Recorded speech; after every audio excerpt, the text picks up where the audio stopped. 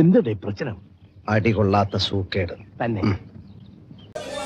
ഞാൻ കണ്ടിട്ടുണ്ട്. ഞാൻ ഇത്ര ദിവസം കാണാത്ത ഭാഗത്ത് നടക്കുമായിരുന്നു. അല്ല, ഞാൻ കണ്ടിട്ടുണ്ട്. എടോ, എനിക്ക് കണ്ണിന് കാഴ്ചയില്ല. അതെ. ആദ്യം കുറച്ച് ഇങ്ങനെ കാണിച്ചു, പിന്നെ അവർ ഇപ്പുറത്ത് നോക്കുന്നു. അപ്പൊ ഞാൻ പെട്ടെന്ന് കണ്ണടച്ചു. ഒന്നും കാണുന്നില്ല. ഇല്ല, മുഴുവൻ ഇരുട്ട്. വീണ്ടും വീണ്ടും അടുത്ത് വന്നു. പിന്നെ വീണ്ടും വീണ്ടും അടുത്ത് വന്നു. അപ്പൊ എന്റെ കൂടെ ശൈത്യം ഉണ്ടായിരുന്നില്ല. പിന്നെ എന്താണ്, അതൊക്കെ തന്നെയാണ് ഞാൻ കണ്ടത്.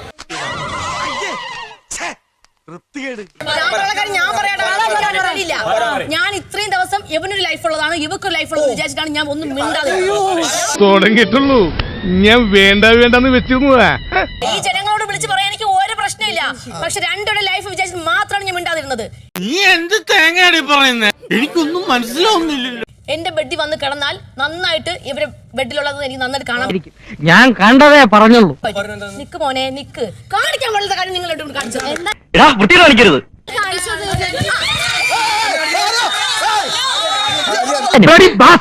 അനാവശ്യം പറയരുത്. Flash back.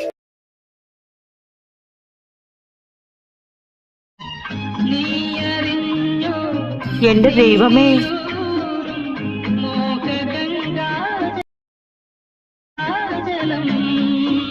നിന്റെ പരിപാടി തീർത്തു തരാടാ. നിന്നെ ഇവിടുന്ന് എന്നെ ഒഴിപ്പിച്ച് തരാടാ. ഷാജിയേട്ടാ, ഇവിടെ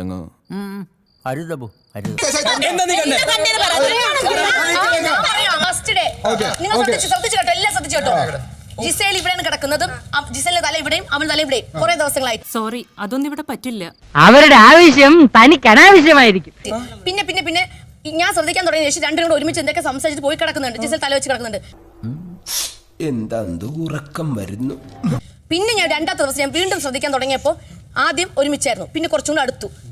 അതെനിക്കിഷ്ടമില്ല. എന്റെ റെന പിന്നെയാണ് കയറി വന്നത്.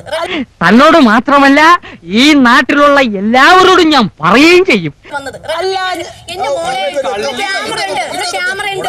ഇനി ഒരു മൈക്കും ഒരു സൈക്കിളും എടുത്തോണ്ട് ഞാൻ ഇറങ്ങാൻ പോവാ. തന്നെയും തന്റെ മോളെയും ഈ നാട്ടിൽ ഈ നാരായണം നാറ്റിച്ചില്ലെങ്കിൽ തന്റെ പേര് തന്റെ പട്ടിക്ക് താനിട്ടു. അപ്പൊ എങ്ങനെയാ, ഇവിടൊക്കെ തന്നെ കാണുമല്ലോ അല്ലേ?